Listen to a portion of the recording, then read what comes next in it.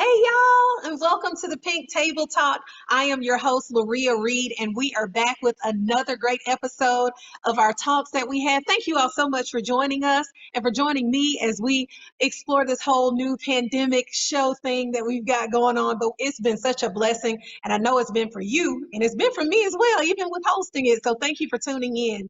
Today, I'm not sure if you've seen the flyer or not, but we are talking about Dream Girls. We did a show about this earlier this year. I can't remember what month, where we had Melissa Mitchell and Jackie McKinley talking about how they got their inspiration and how they've moved in their gifts and talents. And we've got two women on today. One is an entrepreneur and one is in the corporate area and sector. And we are so excited to have both of them with us today to talk about how they got their dreams done, what they've been doing to kind of inspire themselves and to keep going. So if you've got a girlfriend, someone who needs a little push, a little nudge into going into entrepreneurship or even going back to school or whatever it may be to climb that corporate ladder of whatever they want to do, please text them, let them know that we're on, because we've got a great show today. You do not want to miss these two guests. They're great. All right, so let me introduce them really quickly. Make sure you like and share. You know the routine. All right, so our first guest, she is an entrepreneur, business owner, and caterer on top of that. Her food is amazing, just an outstanding person in all of that.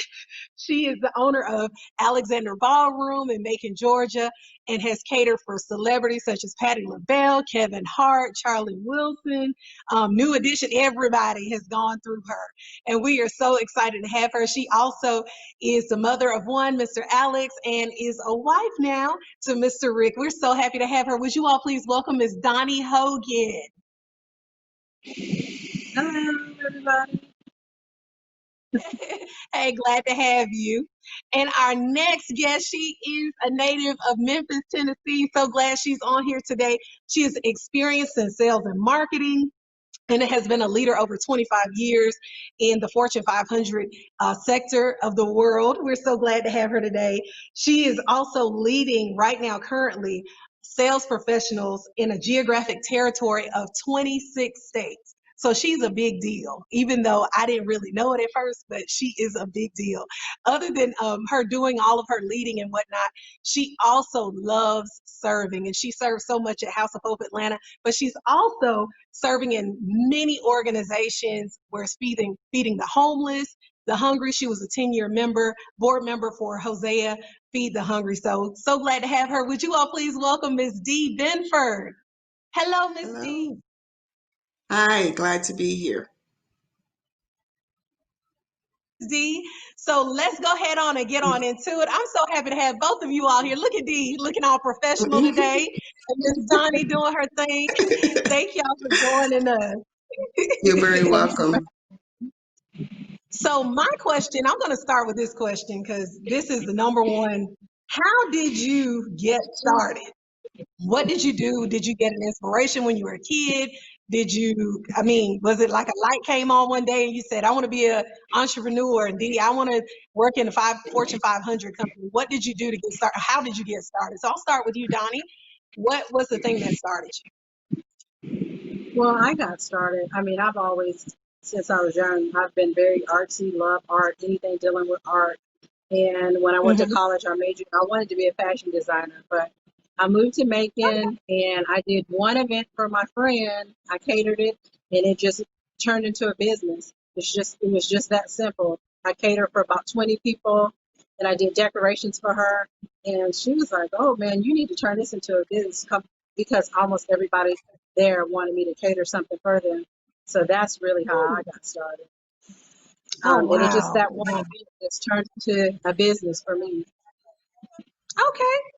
Sounds good. And what about you, Ms. Dee? How did you get started? How did this big mastermind of you come into being? Well, in undergraduate school, in college, my original plan was to be a teacher. So I thought I wanted to teach because I come from a family of educators. Yes, my mother's in education, my brother, my sister-in-law. So I come from a line of educators. And then as I started doing my student teaching in undergraduate school, I realized that was not my calling. And as my professor, I was exposed to a lot of corporate events in undergraduate school, and one of my college professors, we attended a corporate event together, and I just happened to sit next to a senior VP of a corporation, and I started talking. He was like, "You will really be good in corporate." But fast forward, I graduated from college, and he extended me a job offer, and I accepted the offer, and I started working in corporate right out of undergraduate school. And once I got in, I'm like, I can do this. I like this. I think exposure was everything for me because I didn't realize that corporate was there was even an opportunity for me in corporate because I was so focused on teaching and realized that's not what my heart was. So just attending an event in undergraduate school with a college professor and being in that environment and realized that it was something that I became interested in, and I started researching companies. And once I met the VP, he told me to call him when I graduated from college, and I did. And he extended a job offer to me. Wow, wow. Yeah. That's amazing. And I want to, going back, and I'm gonna go a little deeper into you guys' story. So Donnie, I want you to talk about, and I know you've mentioned this to me before, when you quit your full-time job to begin doing your catering and your ballroom service. Can you talk about your experience from having a job where you know the check's coming in every month, you know you got insurance, you know those things are there. So to those women who are on the fence about should I go into this, just give us your story of that and how you got started with that. Well, I worked for the medical center, and I had been there about 7, 8 years. And when you work in corporate America, it's difficult. You have different personalities that you're working with. So I started praying and asking God to just, allow me to, have faith to step out and have my own business. And I was praying and praying, and God kept telling me, go ahead, step out. But I wouldn't step out because I was so afraid of not having health insurance, not having, all the benefits that you have when you work for a big company. And, long story short, I got laid off, and that was God's way of pushing me out there. And I cried so hard that day because I was just like, oh my God, what am I going to do? And I just heard that voice. God said, you asked me to, allow you to get off your job, and I've made a way for you to get off. And I tell you not, the day I got laid off, I have been busy from that day till even in this pandemic. I mean, we've still been busy. So it was just a blessing. It was just, me stepping out on faith. And well, I didn't step out on faith. God pushed me out on faith. And I just took it and ran with it. I had to survive. So I went into survival mode, and I just started, a lot of the events that I couldn't do when I was working during the day, luncheons and stuff like that, I do now. So everything just fell into place when I lost my job. So it was a total blessing. It was, it was a lot going on with it, but it was designed for me to succeed, and I took it and I ran with it. Wow, so, that's amazing. And even going. Right. But even with that, with being an entrepreneur, you said something, you got to have faith. And you do the same with Dee. I know with your job, with even being in corporate America, we have some women who have expressed how they're trying to climb that ladder to get to where you are, Ms. Dee, or to get somewhere near your capacity of how you've gotten there. What would you say to them? I know that you have to have faith and you have to have works as well. So what would you say to a woman who's trying to move up? Do you need patience? Do you need degrees? What would be your advice? I think you have to position yourself. So when the opportunity comes, be prepared. And how I got into my last role, I did a stretch assignment. So I was doing things just for exposure, wasn't getting paid because I wanted to make connections. So relationships are important no matter what your vocation is. Relationships are very important. So I often aligned myself with people where I wanted to go. They were already there. So what I would do, I would volunteer and do stretch assignments just to get the exposure and get the experience. So when the opportunity came, I was ready. I could raise my hand and say, I'm good. Here I am. I've been doing it. So I think you Right. have to align yourselves with people that are where you want to go, not where you are, but where you want to go. So really, and you can really evaluate, is this something I want to do? Can I commit the time? Can I commit the time to travel? Because my travel schedule was 75% travel before the pandemic. Wow. So you got to think about also with that role, are you willing to commit and sacrifice, personally, but understand what it is you want and go after and have a plan, but not only be prepared. Make sure that you read and get all the information. And a lot of times I'm mentoring a young lady now and we don't understand the value. She applied for a job and she didn't understand, and I asked her to talk about compensation. Don't shy away from that. What you don't want to do Right. is say, okay, I accept this job, and then the compensation is not what you think it is. And she's a good Right. example. Just last week, she accepted a role, and it wasn't the compensation that she thought. But align Mm. yourselves with people that are already there, and go and work with them, volunteer and work with them, and learn as much as you can. But also, you be Mm. prepared. Make sure that you do your due diligence and that you're qualified for that role. That's good advice. I love that. Did you want to add anything to that about being prepared, Donnie? Yeah, I mean, it's exactly what she said. You really have to know what it is that you want to do. Because if you can't sell you, then no one else will buy into you. So That's you have right. to really know what it is that you want to do. Some people get into stuff because they want to make money. And you can't get into it just wanting to make money. Like Dee said, you have to, like I used to cater for some people for half price, or I would just do some food so they can taste them, so they can get a feel of what my food tastes like. And then as I did that, I started booking more and more people. And then, the more people I book, the more money I make. And then you start making the money that you want. But you can't just go Right. into it saying, well, I want to make XYZ dollars, because some things don't work like that. So, there are some jobs that you can't go into that I'm not going to say that you can't, but sometimes like Dee said, you have to be willing to do some things for free. You have to be willing to position yourself to just show who you are, show your product, and help people, let people buy into it after they see the type of quality that you have with your product. That's good. That's really good. And with that, it sounds like you all heard the word sacrifice a lot Yes. Oh with making sure you're sacrificing your time and volunteering and giving so that you can get to those places of where you want to be. And with that, I'm sure the both of you have had setbacks and some things that have happened that kind of pushed you back for a second.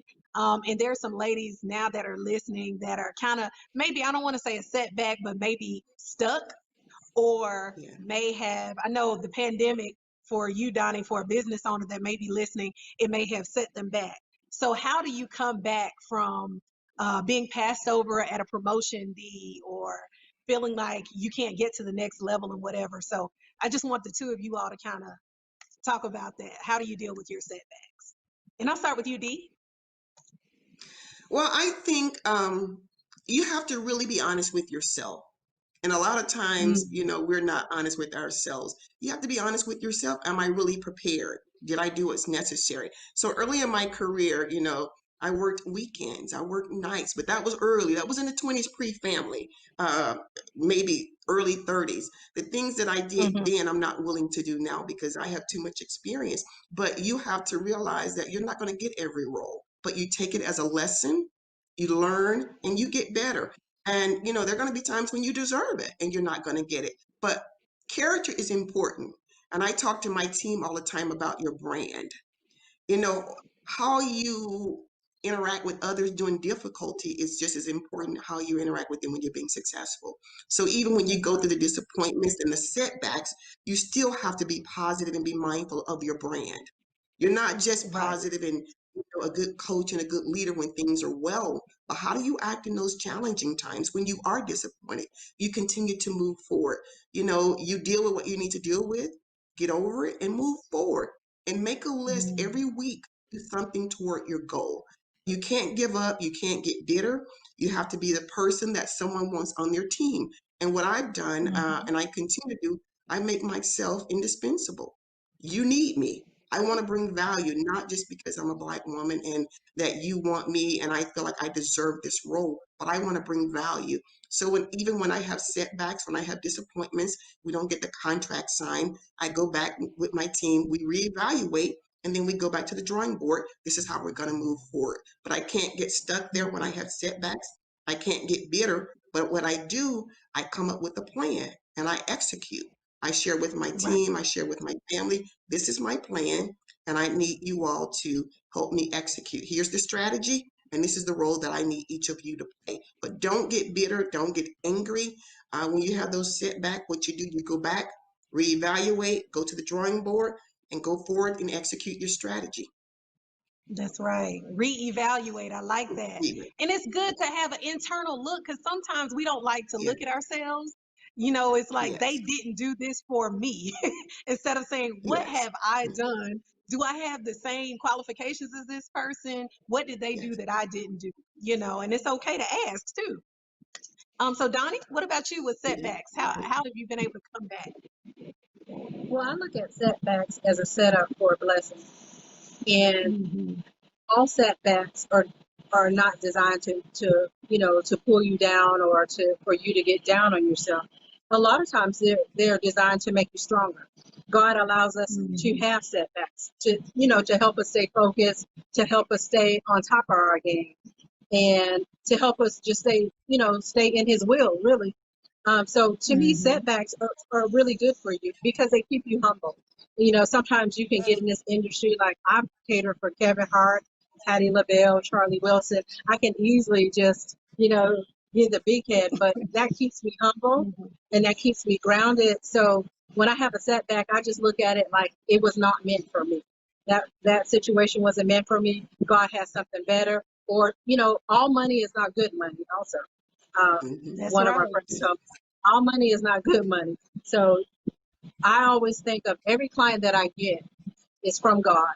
God aligns me with the clients that I have, and the ones that I don't get, for whatever reason, I don't look back.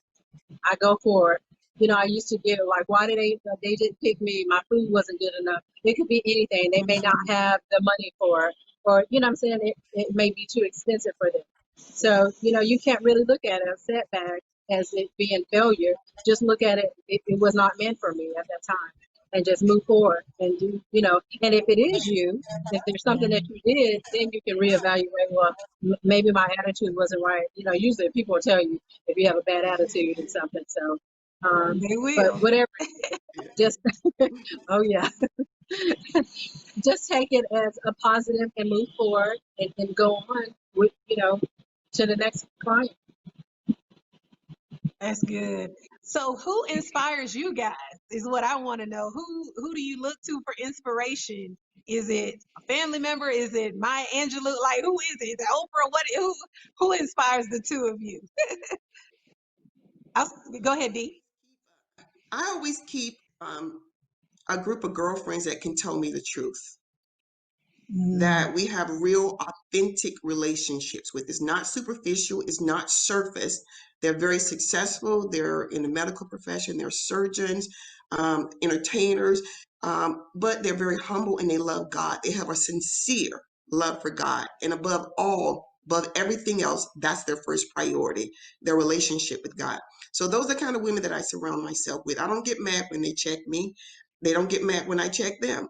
I mean, you need people to keep you accountable. You always going to have that's right. cheerleaders, but then step back and am I pouring in them or are they pouring in me? Because a lot of times you got a lot of people around you, but are they going to hold you accountable? Because when you don't That's have right. people to hold you accountable, you're like a train wreck. You're eventually going to wreck. So I keep Hmm. people that I respect. I keep people that have genuine relationships. I keep people around me that have integrity. And I have girlfriends, and I have some guy friends, but I have girlfriends that are real, no matter what their professions are. They real, they love God, and we just get together. And it's not about titles or where you work, where you live. We just enjoy having a good time together, and we feed into each other. And Right. we're an asset to each other.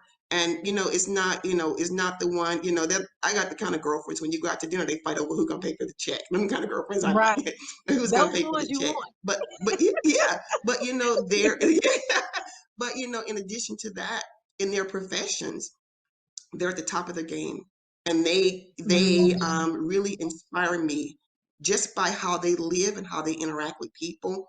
They inspire me to they give me something to strive for.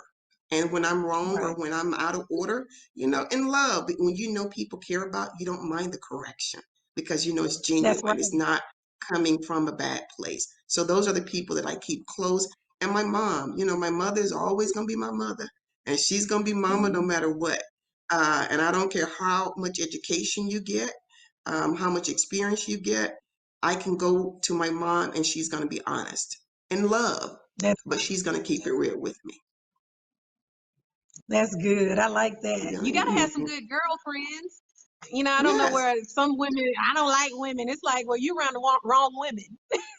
exactly. You Guess got what? you You got don't to have have to you a talk good every circle. day. Yeah, Yeah. you don't have to talk every day. I don't have to see you, and I'm not going to be funny because I haven't talked to you in 2 weeks. Right. Everyone, they have their own lives. So I'm not their life That's and they're right. not mine. But when we get together, we have a great time. I have a family. I can't sit on the phone and talk 2 hours every night. So, and I Right. also get people that are like-minded. If I don't hear from you in a week, it's good. I'm not going to, get funny with you, where you got to have people that's going in the same direction and like-minded. And, only That's that, they're encourage you. These are your cheerleaders. Girl, go do it. Go get that doctorate, girl. Come on now. Where you at with school? People like that want to see you be your best in that's achieving right. everything that you do. That is the truth. You just preached a good sermon for us, D. That was good. Donnie, what about you? Thank you. Well, I have three mothers, and all three of them keep me grounded. All three of them, they totally inspire me to be the best that I can be because they are the best that they can be, and I just have got, drawn so much strength and so much wisdom and from them. So I love just talking to each one of them, and it's so funny because they'll all be on the same. They'll have the same advice for me, so I know I'm in line with what I'm supposed to do. And I also have girlfriends just like Dee. They'll tell you the truth. They'll tell you if something's not good. They'll tell you, whatever you need to know. But for the most part, I really get inspired by my three mothers. And That's that's who awesome. Yeah, because I think sometimes we forget that other people, iron sharpens iron, as the Bible says, and it Yes, keeps us sharp when we have people around us who are sharp as well. yes, it does. Miss Yes. Janice But always my tells next me that. Yeah, yes, that's right. But I was gonna say next, we have a lot of women who watch the show, and I want the two of you guys to say something to inspire them to go in the direction that they feel gifted. Everybody can't be a caterer. Everybody may not be in the Fortune 500 companies, but whatever they set out to do, whatever business it is, or whatever, if it's a becoming an educator, whatever it may be, whatever they feel God has called them to do. We really want them to do that. So I want you guys to just give a word of encouragement to them. So Donnie, could you start us out with a word of encouragement to a woman who's kind of on the fence, especially going into business? What would you say to her? Well, I would say the Bible says, write the vision and make it plain. Write down what it is that you want to do and pray about it. Make it plain what you want to do. Like I said, don't just go into something because you want to make money, because, nowadays it has to be your passion. To me, if you're opening up your own business or doing your own thing, even in the corporate world, you have to have passion about what you're doing. Because if you don't, it'll get boring to you. You won't want to go every day. So it has to be your Mhm. passion. So me personally, I would just pray about what it is that you want to do, and ask God to lead and guide you and direct you, and then go in and do the works. Do your research on what it takes to to do what it is that you want to do. No, you can't go Mhm. into something blind. You have to know what it is that you need. With me with catering, I knew I need catering equipment. I knew I need stoves, refrigerator. So, I went around and called all the different wholesale supply stores and got everything I needed, tablecloths, things, decorations to make the tables look beautiful, you know, and I just kind of start studying what I needed to do. But I just, you know, I just encourage people to just to, you know, to go and write your vision down and see what skills that you need. If you need to go take a cooking class, you need to take a culinary class or a business class to know how to charge. I suggest you do everything you need to do to fine tune your craft. That's right. And But it sounds prayer like I is heard the you say key. you got to, yeah, it sounds like you say you got to count the cost too. You know, a lot of people Yes, want to start a business, but they haven't counted the cost. Like, yes, you how have much do I need to be to, making? You know, right. go ahead. All that goes into, you know, do your research. You know, how much does it cost for you to get all the equipment that you need, all the tablecloths you need, all, you know, all the equipment that you need to get started, you know, all the food you need to start off with, you know, all that comes into play. How much gas, you know, your cell phone, you know, if you need staff, how much you need to pay them per job and how much you need to, you know, charge for, you know, per job. People think, well, we'll just give you about $500, but they're not thinking about, okay, your labor, you know, your staff, you have to pay all those people. Mhm. And by the time you do that, $500 is nothing to, you know, to pay your Mhm. staff and yourself. You have to pay your stuff yourself. You know, being self-employed, you have to charge for everything. You know, um, working corporate, you get paid a salary or you get paid a set hour, you know, hourly wage, or you could work overtime. You know, self-employed, you work a lot of overtime. And So don't you get just have paid. to consider all that when you work self-employment. Yes, most definitely. You got to count the cost. So, Miss D, what would you say to a young woman or any woman who's trying to move up, trying to get her thing going? What would be your advice or a word of I would encouragement, I should say? say I'm I would say sorry. believe in yourself. Believe in yourself. You can do it. You're a king's kid. You're a king's daughter. And you know how fathers feel about their daughters. And sometimes the fear and doubt will set in and we don't even start. So know that you're a king's daughter and he loves you and you got to step out and believe that everything that you need to do it, that he's equipped you to do it. So don't let procrastination steal your dreams. Don't let fear and doubt because when you start something great, you know, if you can do it by yourself, it's not for you. You need something where God to come in and make some supernatural, some divine connections. And you know, if it's too small for you, if you can just do it and check the box. But you got to believe they need someone to do it. Why not you? Why not you? And make a list and do something every day, whether no matter how small it is, to start moving in the direction that you want to go. And ask God to bless it. But you have to have a plan. It's not just going to happen by osmosis. And believe in yourself. Don't let doubt and fear abort the dream that you have.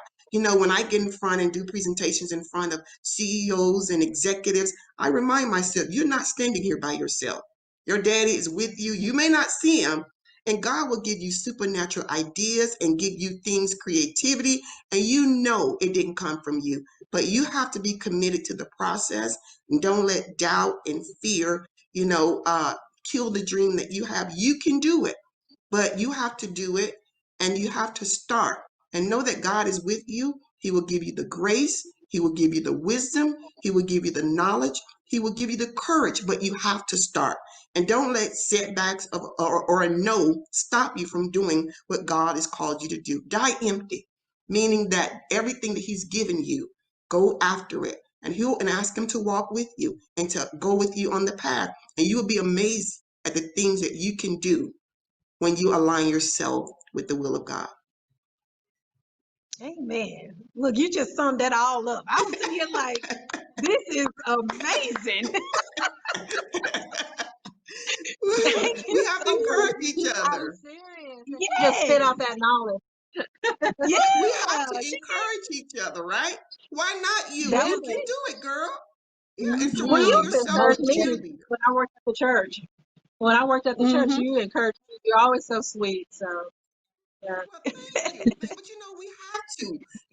We have to encourage and lift each other up. It's enough negative and doubt for people. So I want to be someone Mhm. that lifts. And no matter what your background is, where you came from, you got to look forward and realize that with Christ, I can do it. I can do it. But you have to believe that you can do it. But I talk to so many, I mentor emerging leaders, and just the doubt that they have. And see, that's a seed of the enemy Mhm. that you can't do it. It And I asked, is. one of my mentees last week, why not you? Somebody, need somebody in the job, explain to me why you can't do it.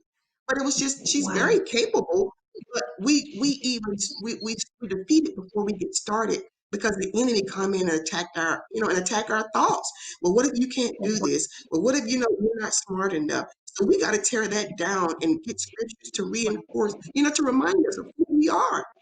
I'm more than a conqueror. I can do all things. I'm the head and not the tail, and expect God to do great things.